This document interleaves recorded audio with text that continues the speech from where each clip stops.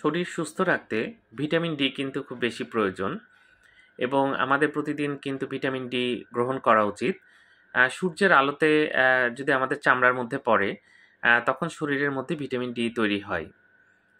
তো vitamin D কিন্তু অতিরিক্ত গ্রহণ করলে আপনি যে দেখা যাচ্ছে আমাদের দেশে আসলে সানলাইট এক্সপোজার বা সূর্যের আলোতে যারা থাকেন, তারা অনেকেই কিন্তু থাকতে পারেন না।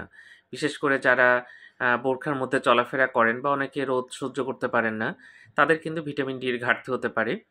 কেউ কিন্তু আবার বিভিন্ন সাপ্লিমেন্ট পাওয়া যায় ভিটামিন ডি এর, সেটা গ্রহণ করেন এবং অনেকে কিন্তু মাত্রার থেকে বেশি পরিমাণে গ্রহণ করেন। আপনি যদি ভিটামিন ডি বেশি গ্রহণ করেন তাহলে শরীরে ক্যালসিয়াম কিন্তু বেড়ে যাবে এবং ক্যালসিয়াম বেড়ে গেলে আপনার শরীরে বিভিন্ন সমস্যা হবে। প্রথমত যেটা হয় যে কিডনিতে পাথর হতে পারে। এর ফলে কিন্তু কোমরের বা পিছনের দিকে খুব বেশি ব্যথা হতে পারে। কোমরে প্রচণ্ড ব্যথা হয় এবং দেখা যাচ্ছে প্রস্রাবের সাথে রক্ত যেতে পারে, জ্বর আসতে পারে। এরকম বিভিন্ন সমস্যা দেখা যায়।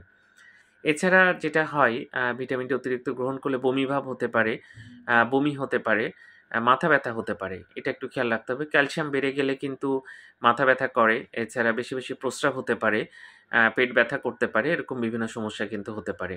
তো অতিরিক্ত ভিটামিন ডি কিন্তু গ্রহণ করা যাবে না। ধন্যবাদ সবাইকে।